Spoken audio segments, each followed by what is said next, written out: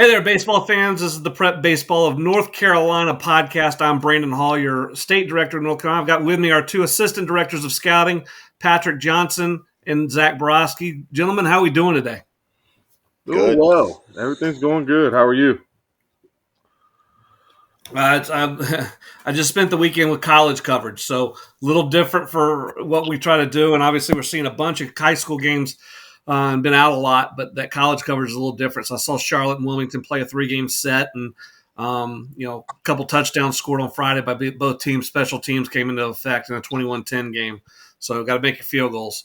But I know we've been out a bunch. We've seen a bunch of stuff. We've been trying to cover everything. I know you guys first year trying to on the back end keep up with everything we keep up, and so you're seeing a lot of information. Hopefully, over the course of the podcast, we can kind of dissect some of the information that we've been getting and get it out there, and talk high school baseball here in North Carolina. So glad you guys could join us. Glad you're a part of the team, and we're going to start today with the Power 25. Won't be an adjustment this week. We won't re-update the Power 25. We will look back on Monday and see how those guys in the Power 25 did last week. But overall impressions here early, Zach, we'll start with you. Overall impressions on the Power 25, and how have we done putting that together? I think it's been pretty good. Kind of correlated to high school baseball right now. I'm not sure in 4A, especially on the East, there's a dominant team. At least right now, I think there's some teams that got some really big parts and some really good players, but I don't think there's that one standout team. Pretty much on the eastern part of the state, at least. A lot of guys got one or two arms or a couple bats, but everybody's kind of got a little bit of a flaw. There's not like that team that's just hands down better than everybody, especially on the East right now. I think it's all kind of even, and any day you can kind of take a loss or you can upset somebody pretty quickly. Yeah, Patrick, you seeing the same thing on the West, or have there been a couple teams that have been able to stand out to you? Yeah, I mean, the teams that I've gotten to see, Fred T. Ford, obviously the teams they've played so far, they've been, they've outmatched them, especially when they have their ace on the mound. Saw South Mech this weekend. They were pretty solid all around. Those two in the Power 25 on my side of the state. From what I've seen, so far they've separated themselves from the other teams that aren't ranked in the Power 25. But I look forward to getting to see some more of the teams that are in the Power 25 and other high schools around here as the season goes on, and kind of get a better feel for it. South Mech's an interesting club because they're so senior laden. Obviously, when they throw Cam Bagwell, and you can dissect what you saw. I know we've heard 90-93. We've heard slider in the zone, the ability to manipulate slider. The biggest thing for them, though, the night I saw them, they had 8 seniors in the lineup, a senior on the mound, and then a freshman at shortstop. The freshman typically plays third. They were shifting the lineup around a little bit. But when you're that heavy on seniors, the biggest red flag for me that goes up is spring break. Because as we hit spring break with seniors, if there's that many of them and they start turning the page to next year, that one and done scenario in a tournament can come up and bite you. So there may be a couple clubs that are kind of heavy with seniors that may have that. I don't know that South Mech's going to have that problem because I do think they still have a couple of seniors that have a chance to play college baseball that haven't committed yet. So what did you see out of Bagwell when you saw him on Saturday? He was good. He like you said, the slider, he manipulated that well, but his fastball, he was 90-92 all day, wind up stretch. He didn't get above 92 that I saw. His slider was around 79-83, but he did a really good job early in the count throwing it for a strike, and then he just kind of walked him off the plate with it. He threw it at any time. He controlled his changeup well too. He was poised. Really, the only good swing that he got taken off of him was off of Coy James. Coy James, yep. Yeah, he almost put one out to left center field. He just missed it, but he was really the only guy that took a really good swing off of Bagwell all day. Everyone else, he kept off balance the whole time. Yeah, Coy takes a lot of really good swings, so that's he's a special player and fun to watch. So I think he's one of those guys too. When you're in evaluation mode and you're trying to evaluate Cam from your standpoint, you're a pitcher. You've been around pitchers. You can watch a bullpen and evaluate a guy, but for a hitting guy, sometimes when they're evaluating him, they try to say, okay, how would I do against him? Is that 90-93 scary, or is it kind of a light 93? Does that slider really play in the same window as that fastball? And so, former hitters, sometimes that evaluation process takes that route. The other route is a really good hitter gets in the box, and then it's whether or not we can see them. We may have lost Patrick, but we'll keep going for a minute here. Zach, Power 25 teams, excuse me, as we roll through it, Wesley and Christian at number one. I don't think there's any argument that can be made as to them being the top team. 2, 3, 4, 5, 6. I think you could probably rearrange those teams with Grace Christian, Metro Atlanta Christian, Charlotte Christian, TC Roberson, and Reagan. I've seen Reagan; they are very good. That lineup's got a chance to produce a lot of runs. Your feelings there on the top 10. Is there anybody that's kind of out of line and being in that top 10, or needs to be bumped up? No, I mean, I think they're all pretty good. I mean, I think Metro Atlanta Christian and Charlotte Christian got enough talent to go head to head with anybody, especially more in like a series type thing. I think the hardest thing judging teams sometimes is when you get that big ace. When you got a big ace on the mound and we're going one game stuff, it's a little harder, to judge a full team there. Whereas if you get, spring break or a couple, if you ever do make it to the Eastern Regional Finals, you got those 3 games, you kind of get to see teams a little better. And so I think where they are, I think that they are better in the 3 series games, and I think that's how you kind of dictate a team. However, being former coach North Carolina, then 1 game playoffs for the first 4 or 5 rounds, you don't always get to see what team you are. So I think, long term wise, I think they're pretty good. I think most of those teams have at least 2 arms, that can beat anybody. And as long as you got 2 arms that can beat anybody, you got shot. And I think all of them at least have that. So I think going forward, I think those schools will be in a good spot. I can't say that anybody's out of place. My opinion and your opinion, we're going to be a little different. But, I think we have the best 10 to probably best 15 teams kind of idea, at least talent-wise, whether or not they're playing to their talent or anything. That always is hard every once in a while. Well, and you're dead on, because we could you show up in the playoffs and the number 26 plays number 1, but their guys on that night, and even if number 1's throwing really good arms, the 2 pitchers don't have to face each other. All they got to do is throw zeros and match, and allows them, and then a throwing error and a squeeze play, and all of a sudden the game's over, and that runs over in a one and done system. So I think with the way we're trying to rank it, we're looking what would happen in these 3-game series if we got there. And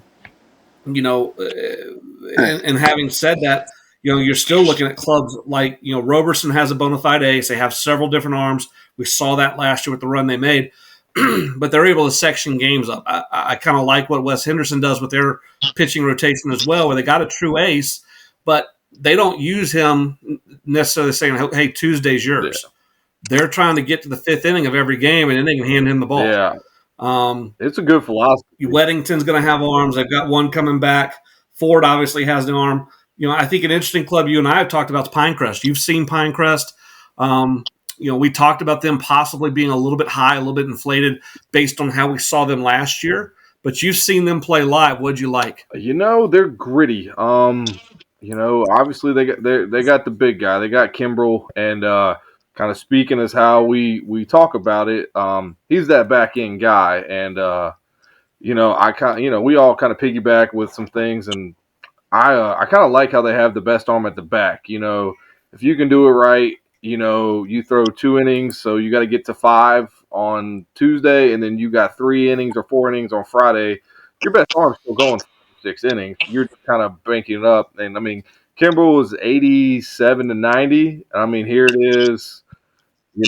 He did hit a walk-off homer, and I mean, they're kind of impressive, but it's a different kind of baseball. They're going to rely on really good fundamentals, really good defense, bunting, running. They're not going to out-swing you. Their ballpark will let them do a little bit of things, a little smaller park. but it really fits into them. Leadoff guy gets on, bunt him over. Four guy gets on, bunt him over. First and second, automatic bunt. Pick off, pick off, pick off, pick off, pick off, pick off. Here we go again. Like, it is a very skill set of baseball, more skill set and grit over maybe high end talent. But like, you don't want to see them. Like, that's a team you don't want to play. And if you know you're tied up going into the fifth, I mean, they threw a sophomore, Bodie Robertson. He was 82, 86. Yep. And I mean, he was really good. And I mean, if they got that guy and Kimbrel at the back end, like, I mean, you're going to be tough to score 2 or 3 runs. Better score early. Yeah, I mean, you got to. And they're not trying to play a 10-4 game, 10-8 game. They're trying to play a 3-1, 3-2, where they make less errors and they make you make the mistake. As we're talking about this, Patrick, one of the things that I think changed in college baseball, and we're seeing it kind of infiltrate in high school baseball a little bit. We saw Roberson win a state title doing it last year, is emphasizing that stopper role. And one of the best coaches I've ever seen do it was Mike Fox, who you played for at Chapel Hill, where we didn't necessarily throw our best guy on Friday, Saturday, or Sunday. Our best guy wasn't necessarily throwing the ninth. I'm trying Surhoff's. Did you play with Surhoff's cousin or nephew? Yeah, I played with both of them, Colin Moran and then the pitcher Brian Moran. Brian's the one I'm thinking of. So Brian, he never threw the ninth. I mean, it was anywhere from the second inning to the seventh inning he would come in. But when he came in, you were done scoring until he left for 3 years. It was ridiculous. He was throwing invisibles. And to the point we had you guys at home one time. He came in, bases loaded, no outs, and your third baseman is talking to our third base coach, and he's kind of laughing. Our third base coach just looks. He goes, "Do you guys ever hit this guy?" And he's like, "No." And he goes, and I know what you're thinking, and I know what we're thinking. You have bases loaded, no outs, and I know you have bases loaded, no outs, and we both know you're not scoring. And our third base coach is like, that is what we're thinking right now. We're thinking about how can we squeeze one across. He was that good. But talk about that idea of when you were on pitching staffs that did it, now that you're seeing the game from a different side, of having that stopper mentality and being able to change game flow in the second inning or the seventh inning. I mean, I think it's exactly what you said, that the stopper mentality. I mean, and like you said with Brian, I mean, he would throw any time. And I think it's just, you see it now. You understand the momentum of the game, the big parts of the game, and that okay, we got to stop it now, or we got to stop the bleeding, we got to change the momentum. And I think, like you said, a lot of teams are going to that. They have that one guy that whenever that situation comes, they're, hey, we know it's got to happen now. And I think it's became an important part of the game now for all these teams. And it's you're seeing it a lot more, like you said. All right, looking back at the Power 25, give me one club that's underrated, whether they're in the Power 25 or off the board right now, need to be in there at some point. Who's underrated with where we got them? I'm gonna say Lee County, just because I think they got enough offense to beat teams, and they have an ace, and the 2 is good to beat teams. Obviously with Walker McDuffie, like, I don't care who you are in the state, like, you don't want to run into that guy.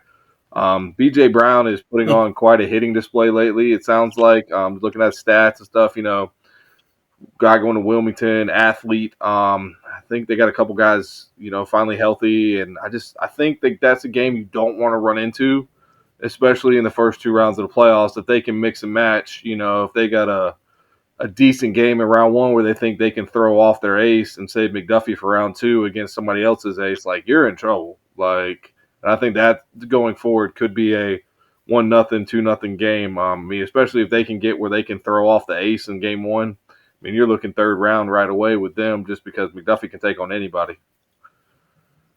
Right. And we've got them at 22. They entered the Power 25 for the first time last week. Patrick, anybody jump out to you on the Power 25 or outside the Power 25 that maybe we're undervaluing right now? I mean, I really liked South Meck when I saw them this weekend. They were just super solid team. They played great defense all day. They bunted well. They handled situations with runners on. I talked to Brian Hoop after the game. They have some arms, some guys at the back of the bullpen that can close it down when Bagwell's not on the mound. And, they're experienced. They're older.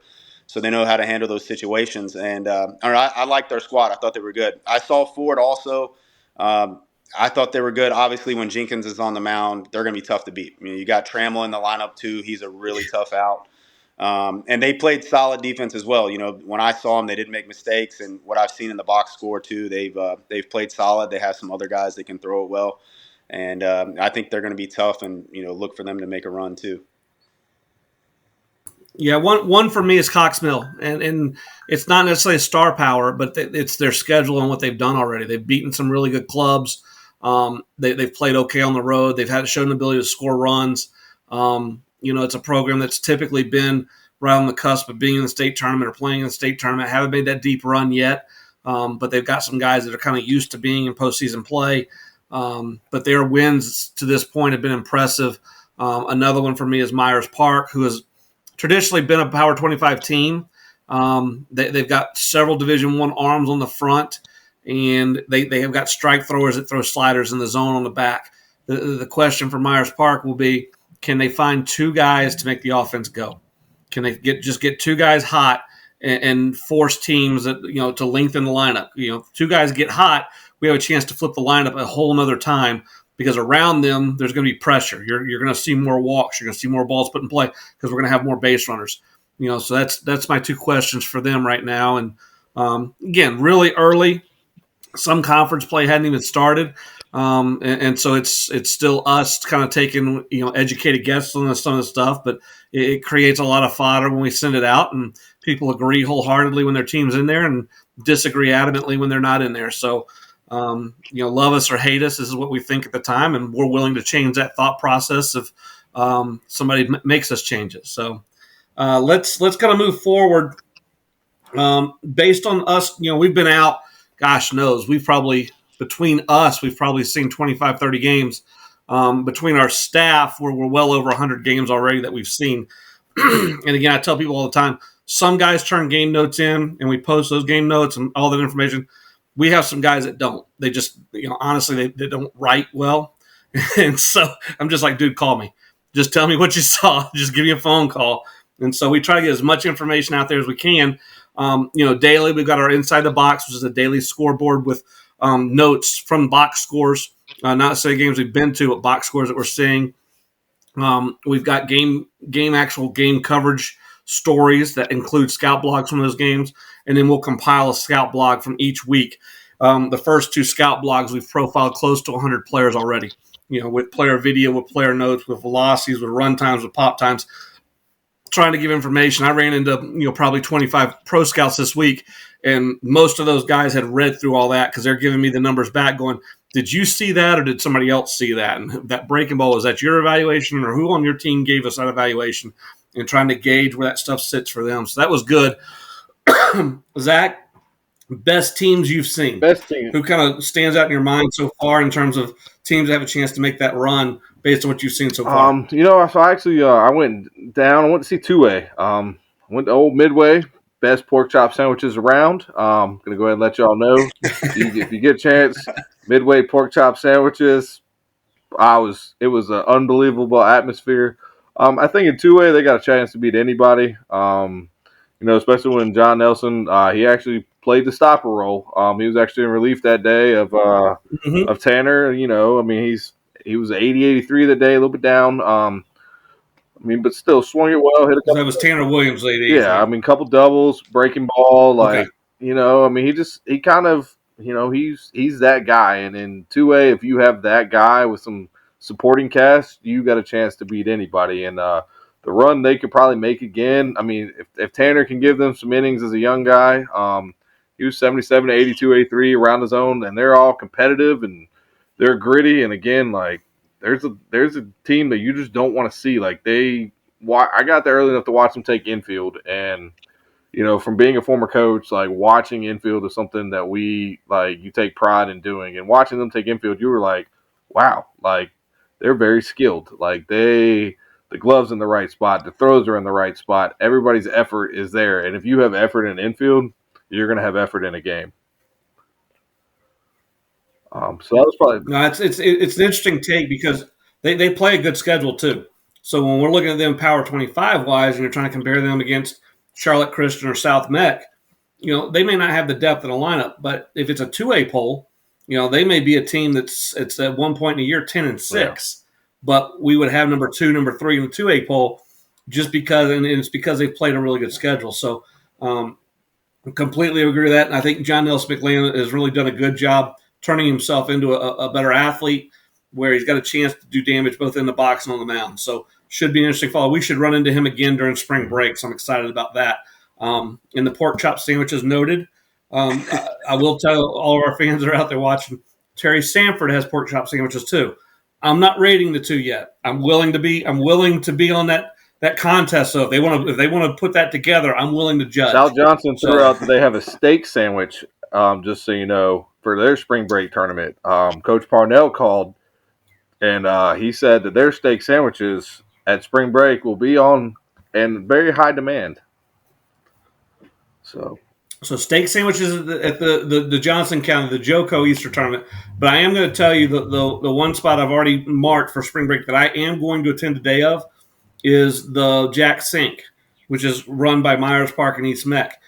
East Mech caters meals every day for college coaches and pro scouts, and so every day we get a catered meal. So regardless of anywhere else we're all three going, I am doing one day at Jack Sink because it is absolutely fantastic. I can't do more than one day because I've blown up about 25, 30 pounds, but one day I can handle.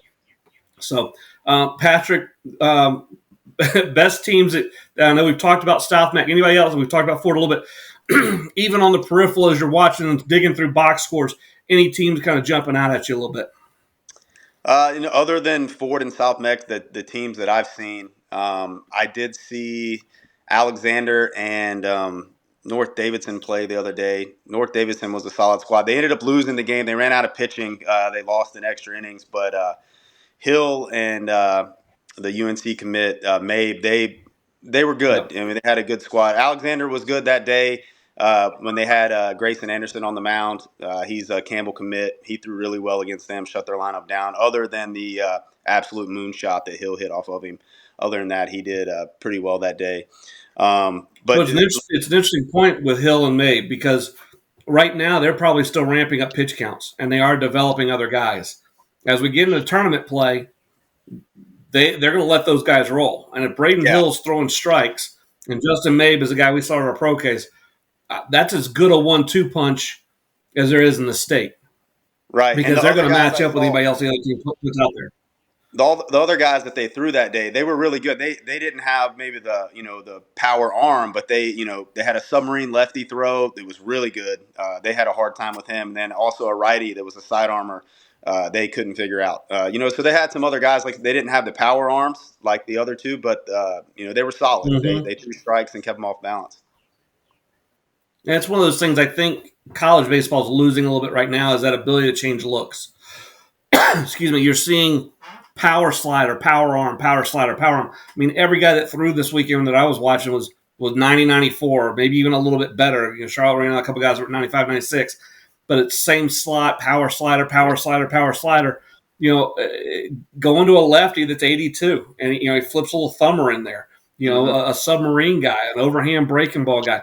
Not for 4 or 5 innings, but to force the offense to change their rhythm.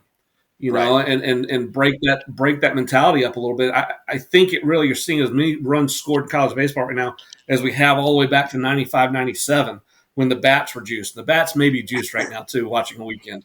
But I think a lot of it is all the pitchers they're throwing are the same. They're all going to these academies and these pitching gurus, and everybody's in the same slot, throwing the same stuff, learning the same thing. And then it just becomes a matter of whose metrics are better. Versus do you have a lefty that's 83? Imagine having to face that guy for an inning and then bringing 96 behind him. Yeah. It's kind of a lost thing right now, and I get it with college coaches. You're trying to project, can 83 really get guys out? You better do something pretty good. Breaking ball's got to be okay, or the change is going to be pretty good. So, for me, I've got enough chance to see several top clubs. I'm going to be out this Wednesday and seeing Wesleyan Christian at Charlotte Christian, so 1 versus 4. I've seen Grace Christian. I saw them lose to Charlotte Christian. They carried a no-hitter through 7 and lost. I've seen Metrolina Christian at 3. Obviously, Charlotte Christian. I saw them beat Grace Christian the very same day in a doubleheader for them, turn around and lose to number 9 Wayne Country Day. So, for me, I've seen several of the private schools. And we try not to get into the private school versus public school kind of thing, but I think a lot of these, they are playing high school schedules. They are playing mixed amongst each other. Grace Christian has a legitimate ace, Cameron Seagraves. Seagraves, and it was up. I saw, sat 3, maybe a touch to 4. The slider plays. He's thrown 2 outings now. He hasn't given up a hit in probably 14 innings. And they've got their lineup's deep enough, especially if Boaz Harper can really get it going. Metrolina Christian, Chase Kiker's been pretty good. Gives them a bona fide ace. They got a sophomore lefty that's a good 2. And then they also have a couple of other Division 2 type arms that have committed, and so there's a little bit more length to their bullpen than I really thought there was when we put them at 3 to begin the year. Charlotte Christian, DJ Layton. Excuse me, I'm battling allergies or something, but DJ Layton has really seen his stock skyrocket among some pro scouts here lately. He's done a great job with his body. He's gotten a lot stronger. Legitimate chance to stick it short through pro ball. I think the arm carries. I think the glove and the feet play. Is he a plus defender at the next level? Probably not. So the bat's going to have to play at an average to above average level, and that'll be the question guys are having the answers. Does the bat play like that, or does he need to go to Southern Miss and let it develop? But the other thing for him is he was 90-93 off the bump and extremely competitive. So, those 3 clubs for me, Grace Christian, Metrolina Christian, Charlotte Christian, are kind of the 3 I'm comparing everybody else against. I think, and I may be wrong on this, but Grace Christian plays 2A or 3A in the independent system, whereas Wesleyan Christian, Metrolina Christian, Charlotte Christian all play 4A. And so at the 4A level, that 1 seed is going to become pretty important.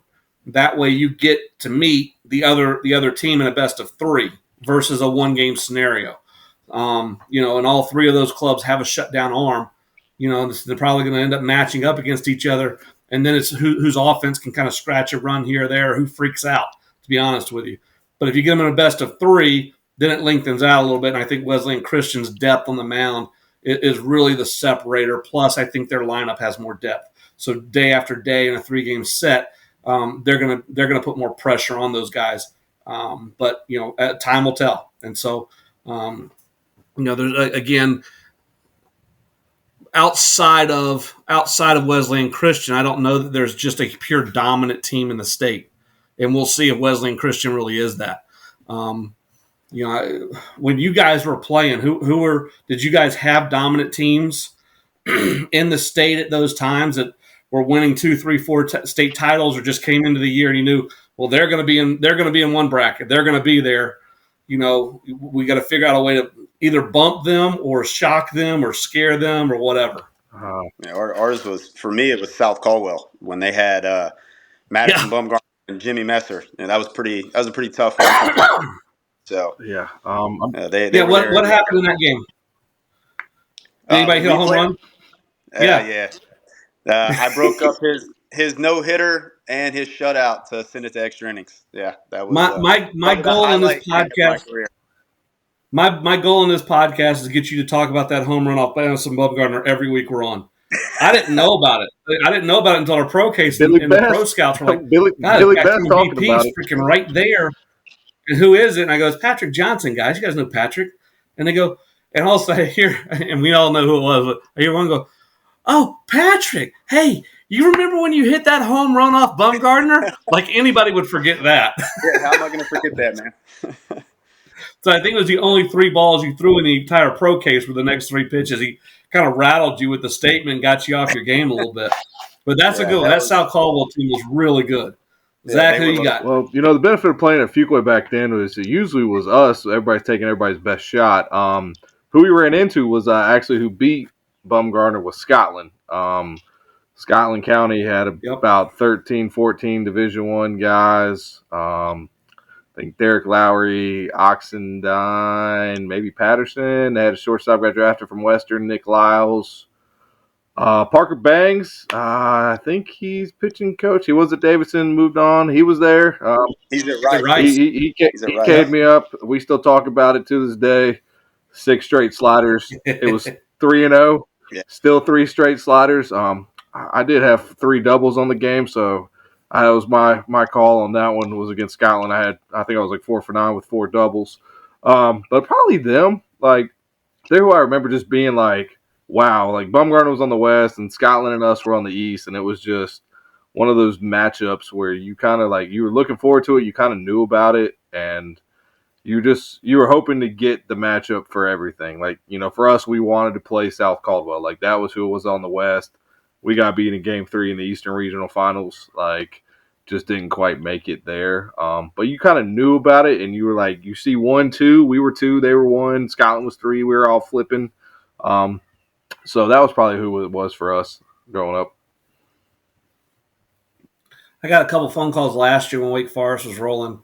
From newspaper people, from a couple radio stations saying, "Hey, is this Wake Forest team? Is it the best high school team that we've seen in the last 5 years? Is it the best high school team we've seen in the past 20 years or since you've been?" And I was like, "Well, I mean, they're really good, and obviously Roberson knocked them off in a 3-game set. Doesn't change how that they were good. They had some depth on the mound. They had depth in the order. They had a star player behind the plate." But what I had to remind guys of, I said, it's not, and I was checked a little bit because I said, it's not that long ago that New Hanover, rolled out a squad that had 9 guys that were drafted, and they were like, when was that? I was like, well, that was 94. And they said, not that long ago. I said, whoa, whoa, whoa. I was a sophomore.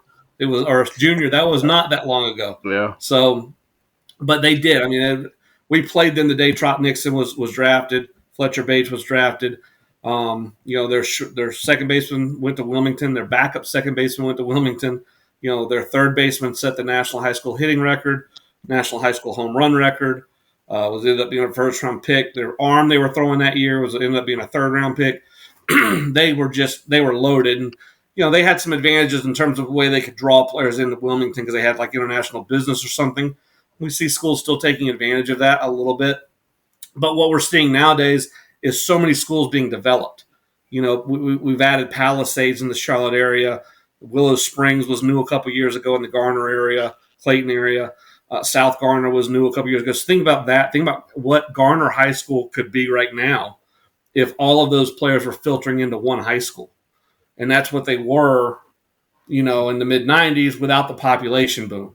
So it balances out a little bit, but I think that it's good that when we go into these tournaments, we have expectations. We think these teams are going to do well, but I also think it's good that one day, I don't like the format, but one team gets hot, they're good enough to make a run. Maybe there's deficiencies somewhere. Their lineup doesn't have enough depth, but those 1 through 4 guys have a chance to carry you for 4 games. And so that I do like that aspect of what we're doing and what we see in North Carolina, because we've seen it already with the Power 25. Any given day, there's teams that can knock those guys off. Players to watch. Let's start with Patrick. I know we've mentioned a couple of these guys before. We go a little bit more in depth on what you've seen. Whether they're committed or draft follows or uncommitted. Who's some guys that have kind of popped up to you as you've been out watching games? Well, I mean, obviously, Sean Jenkins at Fred T. Ford. I saw him throw, and he was dominant for 5 innings. He was 90 to 94, mostly 92, 93 the whole game. His curveball, he didn't throw it much that day. He didn't need it, but when he did throw it, I mean, it was good. I mean, obviously, he's got the size to be a pro guy. Carries himself well. He was really impressive. Same thing with Bagwell. He pitched a great game. He really was able to work the zone. He played it off of his fastball. When he did get a runner on, it didn't matter going to the stretch. He handled the situation well. He's another guy that has the size. Those 2 are the ones that have jumped out at me the most. And on the pitching side, they've been the top 2 that I've seen. And then Trammell was really good at Ford also from a hitting side. He could hit all parts of the field. He's got power. Uh, you know, he reacted to pitches well. He plays the field well too. Just very athletic, and it's going to be a good one at ECU. Yeah, Braxton switch hitter. Did he switch hit for you? He was just lefty that day. I didn't get to see him from the right side. Okay, that's an interesting deal with him because he's a lot more athletic mover than I thought he was when we had him at the pro case. Some of his numbers shocked me a little bit because he really does move a lot. I kind of pegged him as a third baseman, maybe first baseman, maybe corner outfielder if he really, but he's got a chance to stick in the middle. Yeah, I don't know if he's going to play short at a really high level, but he may be able to play second. And then that, but the thing about his stock, whether it's at East Carolina or other places, it just opens up the things you can do with him. If he can play second, third, first in the outfield, now wherever that bat plays, East Carolina can get him in a lineup without having to screw with other guys. And so I think that's a big deal from his standpoint. Yeah, he was good that day that I saw him. I mean, they had a dead wind coming in, a strong wind from left center field, and it was a cold day, and he sat back on a ball and drove it off the left center field fence into the wind. And when he did it, I was like, man, that was, it was impressive. Nobody was hitting him that way all day, and he just stayed on one and really showed his power off. Yeah, he was a winner from the pro case for me, trying to get an early evaluation on some of these guys. So, God bless. I promise you, I'm not sick and I'm not dying. It's just sitting right there. Zach, who have you seen? Anybody that's kind of stood out, whether they're uncommitted, committed, or pro prospects? We already talked about Kimbrel, so I'm going to kind of harp off of him, even though he did hit a walk-off homer, one of the further home runs I've ever seen in high school baseball. So I'll get you the shout-out for your walk-off homer because that ball was absolutely nuked. I'm going to say Clay Massinus from Myers Park. Massinus, kid going to Wilmington. He might not have had the best game, but he left a big impression. He's one tick away from a pro guy for me. I mean, he was 88 to 90. I mean, even on pitch 80, it was 89. He threw a really hard slider. It was 80, 83, and I was he battled command, but the kid battled. It wouldn't surprise me in 2 months from now if somebody calls and hey, that guy's 90, 93, and I'm gonna be like, yes, he was. And when if he can make it to pro ball, he's going to break every bat possible because the thing rides in and he throws it in. And if you tell me he broke a metal bat in high school, I'm probably going to believe you. It was an impressive sinking fastball. So for him, that was an intriguing guy. We put him in as a follow. He's got some pro potential down the road. Then, I saw a walk-off homer that game and then go down to South Garner the other day and see a no-no. Aiden Carroll, kid going to Pembroke. He's a polished high school kid. I got there, told me they were starting at 7, started at 6:45, so I kind of missed the first. He bumped 86 in the second, got a little amped up, and then he started just absolutely pitching. Change-ups, any count, breaking balls, any count. He sat 80, 84, but anytime he wanted 86, it was there. Athletic mover. So I said, he was probably a big surprise. I had heard he was 84 early and then kind of settled and, he just threw strikes. But, no, he pitched and, he got hitters out in the zone, out of the zone. There was a lot of awkward swings, check swings, just, thinking that it was going to be a changeup, fouling balls into the dugout because you're late on 84. His 84 was playing 87, 89 just because of how he pitched and competed. And, I mean, I think it was an 88-pitch no-hitter with 12 Ks. He was in the zone the whole game, and he's fiery competitor. Yeah, no. When you sent the report in on him, I think one of the things you said is he may be one of the maybe an arm that could be feared at the end of the year. Walker McDuffie fits that for us, but we've seen him do some things at a really high level. But there's also pitchability and game control. He's not going to beat himself. He's not going to walk the first 2 guys of a game. He's not going to throw a ball in the center field and a pickoff. He's not going to not field a bunt in the proper way. And so you're going to have to do things to beat him. And you're giving the report on that guy going, that gives them another guy.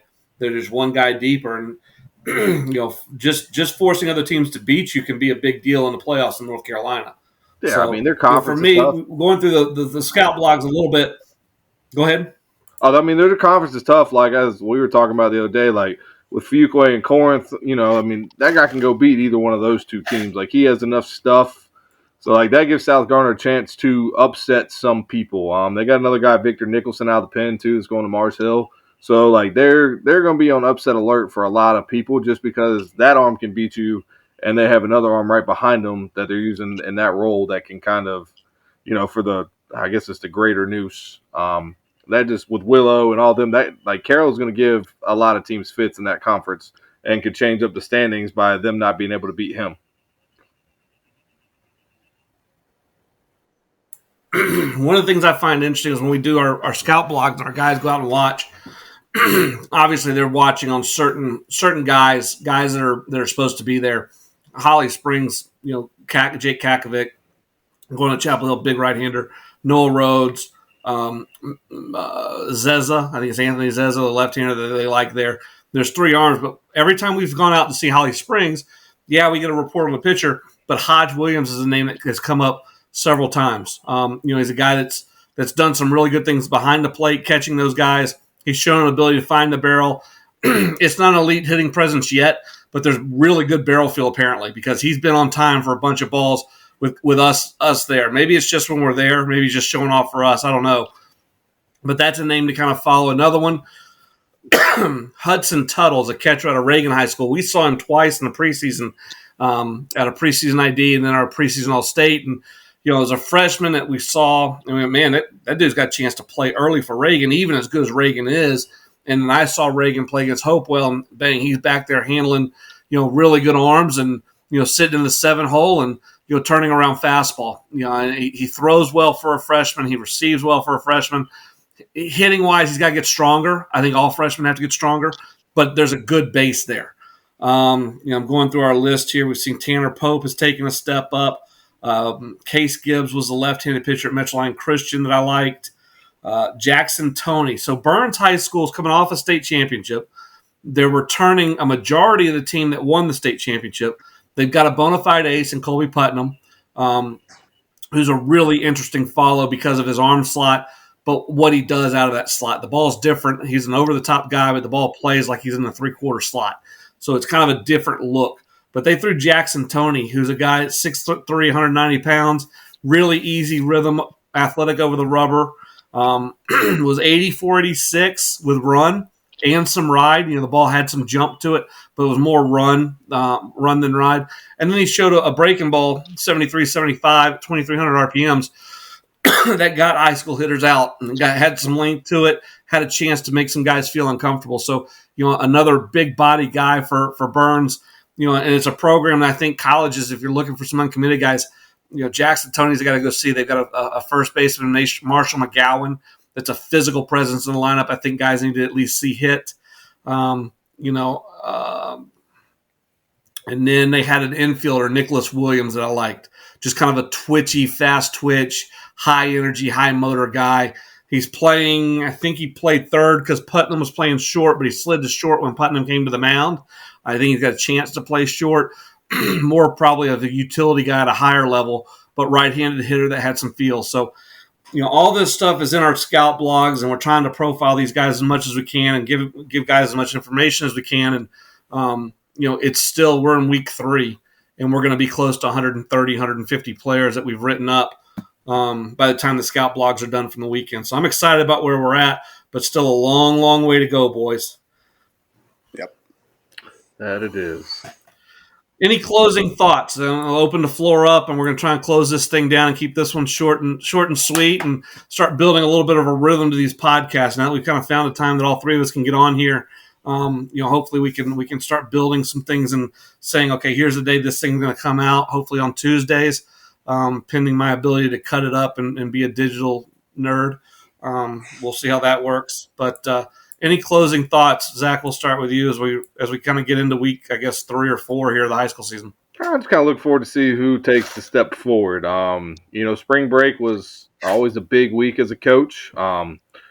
I probably had some of the worst spring breaks records that there possibly is in high school coaching. We were not very good on spring break. So, I kind of look forward to seeing who comes back from spring break. That used to be our turning point. We used to use that as a big line. Spring break tournaments are fun. Sometimes you lose a guy to a tournament, or not a tournament, just like the beach or something, like family trip where they already planned a cruise. So, some people get a chance to shine in spring break tournaments. So you might see a couple names pop up, a JV kid that they called up for the weekend, or somebody with just not as much hype around them that might make a name for himself. And be honest with you, might give himself a chance in the lineup of rotation. So to me, like, that's kind of what spring break and what we're about to go to is we're going to have some new names, and all of us are going to have new names, especially in the scout blog, because there'll be a name or two that just steps up. So I'm kind of curious to see who's going to step up for us. That's good stuff. Patrick, what you got?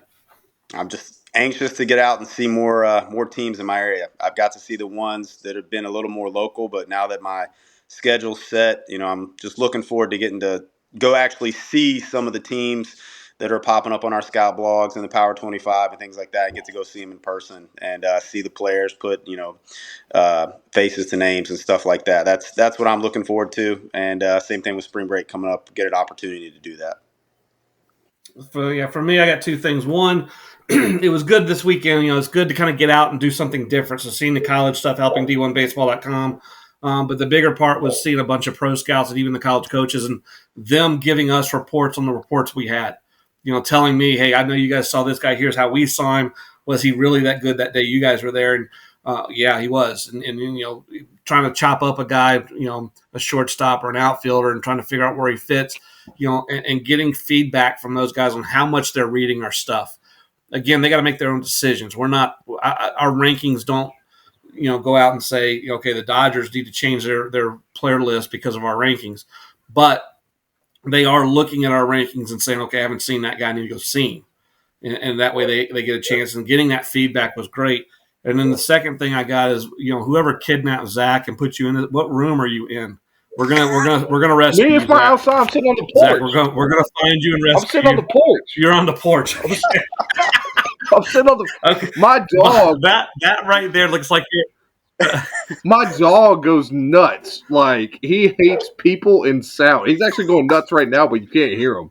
So, like, I'm trying to keep it so he doesn't bark the whole time. So me and the cat are actually hanging out on the porch. So we're actually just that backdrop behind you. I see the Christmas lights, and it looks like a garage door. Yeah, I got a screened-in porch. It's nice. Like, to be honest with you, we're probably gonna do a lot of podcasts from the porch. Dog ain't gonna be quiet, so like unless you guys want to hear Tigger, I got a 4-year-old. Yeah, but like unless you want to hear Tigger just bark for 45 minutes, we're gonna go out on the porch, and me and the cat will hang out.